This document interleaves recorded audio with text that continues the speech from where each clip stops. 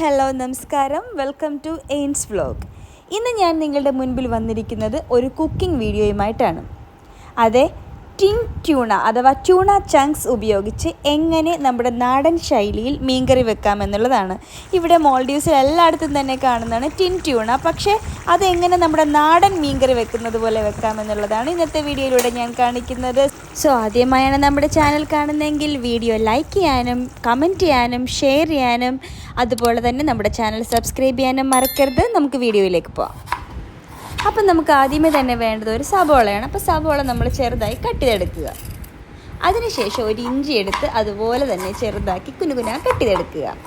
ഇഞ്ചി കട്ട് ചെയ്ത് അതും മാറ്റി വെച്ചതിന് ശേഷം നമുക്ക് അതിലേക്ക് പിന്നീട് ചേർക്കേണ്ടത് പച്ചമുളകാണ്. അപ്പോൾ 2 പച്ചമുളകാണ്, കാരണം ഒരു കുഞ്ഞു ടിൻ ട്യൂണയാണ് ഞാനിവിടെ വാങ്ങിച്ചിരിക്കുന്നത്. അതുകൊണ്ട് തന്നെ 2 പച്ചമുളക് മതി.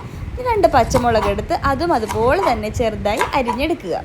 പിന്നീട് നമുക്ക് വേണ്ടത് വെളുത്തുള്ളിയാണ്. ഇത് ഓപ്ഷണലാണ്, നിങ്ങൾക്ക് വേണമെങ്കിൽ ചേർത്താൽ മതി. അപ്പോൾ ഈ വെളുത്തുള്ളിയും നമ്മൾ നേരത്തെ ചെയ്തതുപോലെ തന്നെ ചെറിയ ചെറിയ കഷ്ണങ്ങളായിട്ട് അരിഞ്ഞ് നമുക്ക് മാറ്റി വെക്കാം.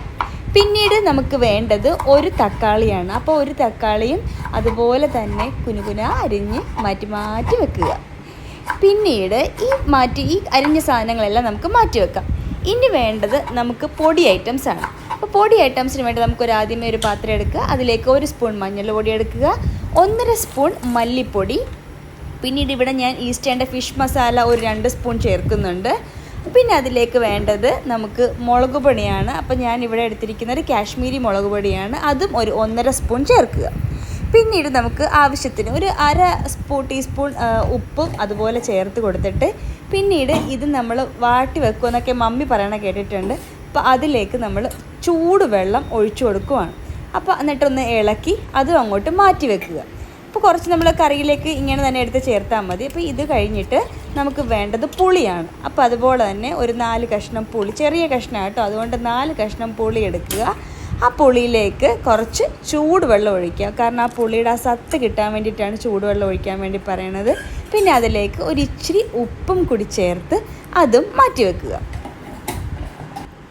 ഇനി എങ്ങനെയാണ് ഉണ്ടാക്കേണ്ടതെന്ന് നമുക്ക് നോക്കാം. നമുക്ക് ആദ്യം തന്നെ സ്റ്റൗ ഓൺ ചെയ്യാം. സ്റ്റൗ ഓൺ ചെയ്ത് ഒരു ചട്ടി, അത് ഇവിടെ എനിക്ക് ഉള്ളത് ഇങ്ങനത്തെ ഒരു ചട്ടിയാണ്, ഇരുമ്പിൻ്റെ. അപ്പോൾ അത് വെക്കുക.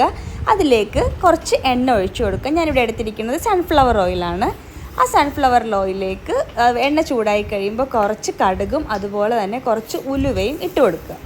അത് രണ്ടും കടുക് പൊട്ടി ഉലുവ ഒരു ഗോൾഡിഷ് ബ്രൗൺ ആ കളർ മാറി വരുമ്പോൾ അതിലേക്ക് നമ്മൾ അരിഞ്ഞ് വെച്ചിരിക്കുന്ന ഓരോ ഐറ്റംസാണ് ചേർത്ത് കൊടുക്കേണ്ടത്.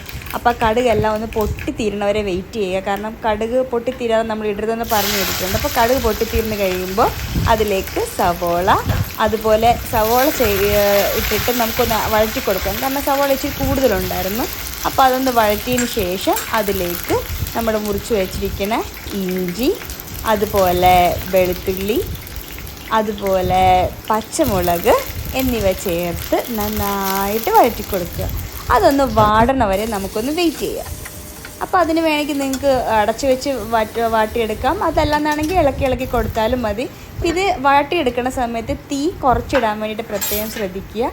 അപ്പം നമ്മുടെ സാധനങ്ങളെല്ലാം ഒന്ന് വാടി ഒരു കളർ ചേഞ്ച് വന്നിട്ടുണ്ട്. അതിലേക്ക് ഒരു 2 തണ്ട് വേപ്പില മുറിച്ചിടണമെങ്കിൽ മുറിച്ചിടാം, അതല്ലെങ്കിൽ നേരെ ഇട്ടാലും മതി. ഞാനിവിടെ വേപ്പിലയിട്ട് അതിലേക്ക് നമ്മൾ മുറിച്ച് വെച്ച തക്കാളിയും കൂടി ചേർത്ത് കൊടുക്കുക. ആ തക്കാളിയും കൂടി ചേർത്ത് നന്നായിട്ട് ഇളക്കിയതിന് ശേഷം ഇത് ഒന്ന് വേകാൻ വേണ്ടി നമുക്കൊന്ന് അടച്ചു വെക്കാം, കാരണം ഇത് ഒന്ന് വാടി വരണം.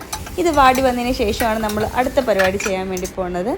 അപ്പോൾ അതൊന്നിപ്പോൾ വാടിയിട്ടുണ്ട്, കാരണം ഒരു 5 മിനിറ്റ്സ് ആയി. അപ്പോൾ നമുക്ക് നോക്കാം. ഓക്കെ, അത് വാടിയിട്ടുണ്ട്. ഇനി നമുക്ക് അതിലേക്ക് നമ്മൾ നേരത്തെ എടുത്ത് വെച്ചിരിക്കുന്ന പൊടിയും ആ ചൂടുവെള്ളം മിക്സ് ചെയ്ത് വെച്ചില്ലേ, ആ പൊടി അങ്ങോട്ട് തന്നെ ചേർത്ത് കൊടുക്കുക. അതൊന്ന് നന്നായിട്ട് ഇളക്കിയതിന് ശേഷം അതിലേക്ക് നമ്മൾ എടുത്ത് വെച്ച പുളിയും ആ പുളി വെള്ളവും കൂടി ചേർത്ത് കൊടുക്കുക. എന്നിട്ട് നന്നായിട്ട് ഇളക്കി അടച്ച് വെച്ച് അത് തിളക്കണ വരെ വെയിറ്റ് ചെയ്യുക.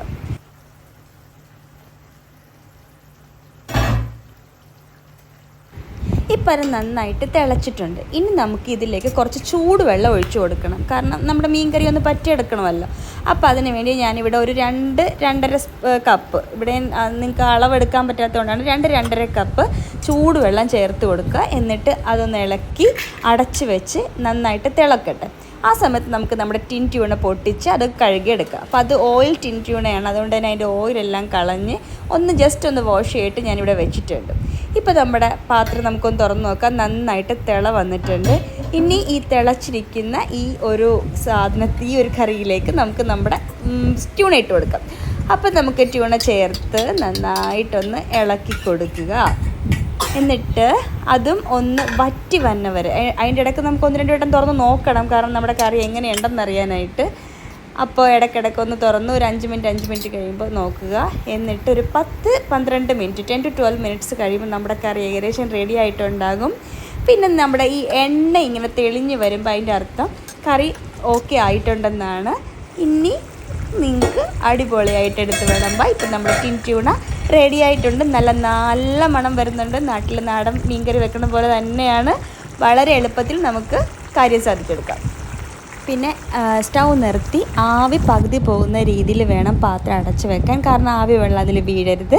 എന്നിട്ട് നമ്മൾ കഴിക്കാൻ നേരം എടുത്ത് സെർവ് ചെയ്യുക. Tin tuna ready.